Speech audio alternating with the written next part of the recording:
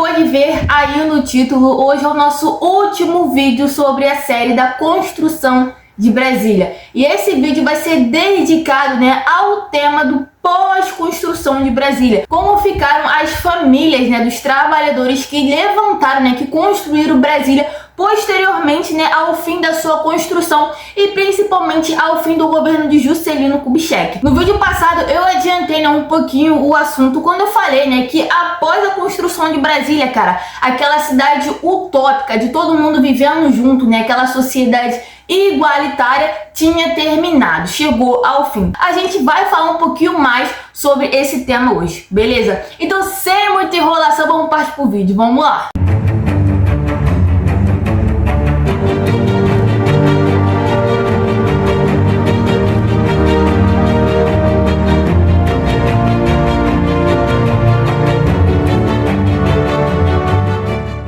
A gente precisa, relembrar alguns tópicos, que foi dito ali no primeiro vídeo e no segundo vídeo, pra gente entender um pouco mais do assunto desse vídeo aqui. A construção de Brasília, cara, mobilizou diversas pessoas e famílias de diversas regiões do país, principalmente da região norte e nordeste. Então Juscelino Kubitschek, juntamente com a construtora, cara, fez uma grande propaganda para mobilizar essa mão de obra, dizendo que a construção de Brasília seria uma grande oportunidade de ganhar um dinheiro, de uma nova melhoria de vida e aquela coisa, além disso, você estaria contribuindo para um feito histórico na história do Brasil, que seria construir uma nova capital do zero em apenas 3 anos. Então a propaganda foi feita e muito bem aceita, cara, pela população. Então diversas pessoas se deslocaram das suas terras natais e foram em direção ao Planalto Central, no Cerrado Brasileiro, para a construção de Brasília. E essas pessoas que deixaram suas terras natais e foram construir Brasília ficaram conhecidas com o nome de candangos, que era basicamente um termo pejorativo para os trabalhadores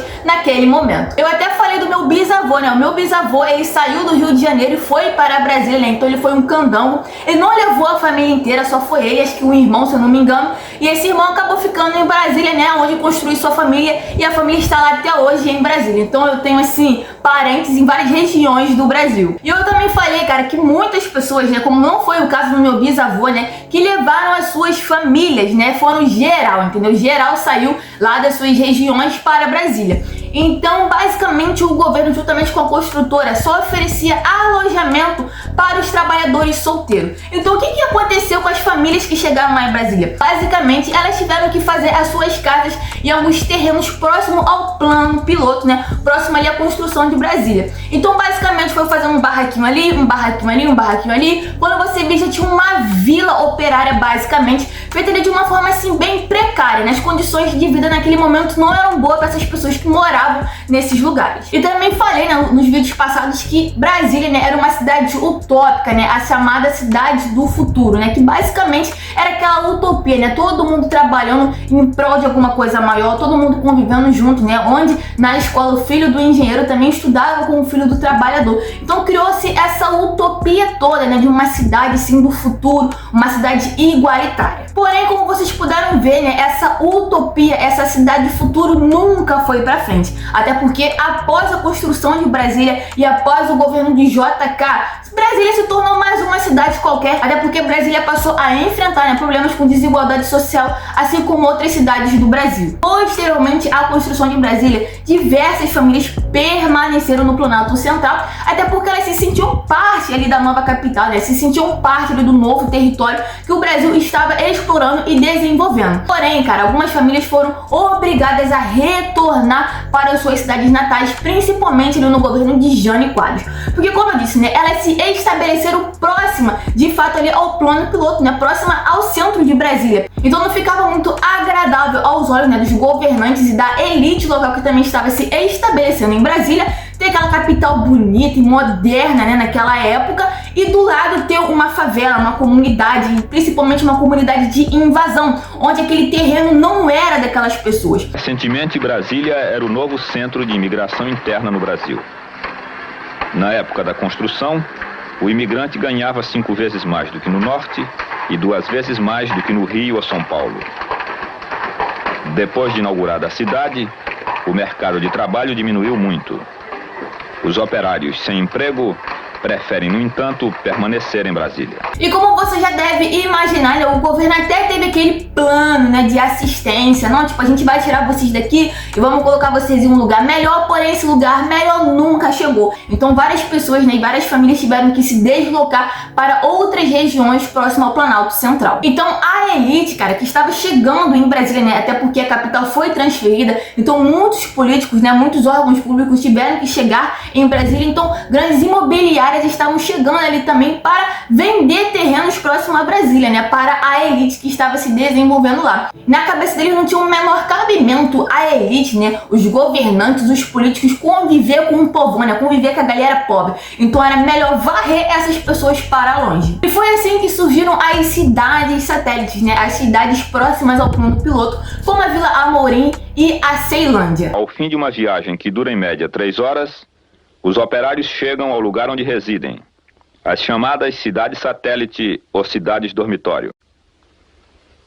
Nascidas espontaneamente ou traçadas pelos tratores nas amplas áreas desertas em torno da capital, essas cidades se desenvolvem horizontalmente, segundo um esquema urbanístico ultrapassado, em tudo oposto ao plano de Brasília. Cara, e a Vila Amorim, né, tem uma história muito bizarra e muito triste, até porque essa vila foi totalmente inundada, desapareceu do mapa, cara, para a construção do Lago Paranoá. Então esse lago simplesmente invadiu a casa das pessoas, inundou tudo. Então tem até um documentário que as pessoas falam, né, que só deu tempo de pegar o documento, pegar algumas roupas, pegar os filhos, né, as famílias e sair correndo daquela região, porque ficou totalmente tudo inundado. E o governo, como sempre, não estava nem aí para aquelas pessoas, simplesmente o lago tinha que ser construído, e para ele ser construído tinha que passar por cima dessa vila. Então se você quer saber um pouco da Vila Amorim, cara, saiba que ela está debaixo desse rio Paranoá, que foi um rio que estava ali, né, querendo ou não, previsto no plano piloto, né, até porque ali o Planalto Central era muito seco, né, então tinha que ter uma grande abundância de água para tentar amenizar aquele clima seco. Então para a construção desse lago, né, muitas famílias ficaram desabrigadas.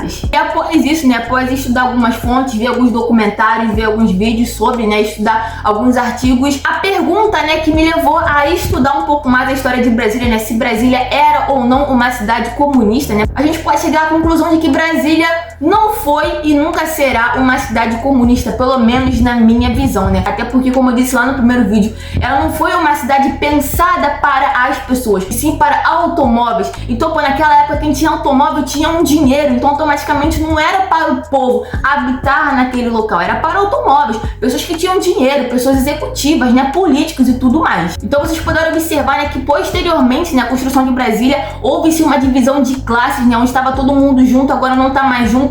Então o rico, né, a elite, o político, né, o executivo, ali a galera do poder foi para um lado e a galera, o povão, né, os trabalhadores, o pobre foi para o outro, né. Então, como eu disse, né, Brasília não foi pensada para o público, né, o povão, né, a massa ter acesso à política, ter acesso ao governo, diferentemente do Palácio do Catete, né, quando o Rio de Janeiro ainda era a capital federal, né, o presidente abria a porta ali do Palácio do Catete, já estava na rua, né, já dava de cara ali com o civil, já dava de cara ali com o povo. Então o povo estava muito próximo ao governo, muito próximo à política, muito próximo ao presidente. Já em Brasília não houve esse afastamento, cara. Se você vê, as coisas são muito largas, tem avenidas, tem um governo ali, um poder ali, um ministério aqui, então tudo pensado para afastar o povo do poder e o povo da política. Então você, né, pensar que Brasília, né, é uma cidade comunista e tudo mais, eu acho que é um erro, né? Até porque se fosse, mano, tava todo mundo junto, todo mundo naquela utopia ainda, né? Mas é aquela coisa, cara, não tem como ser algo comunista e socialista se o Brasil não é comunista e nem socialista. Então não faz sentido só uma região do Brasil, né, principalmente a capital,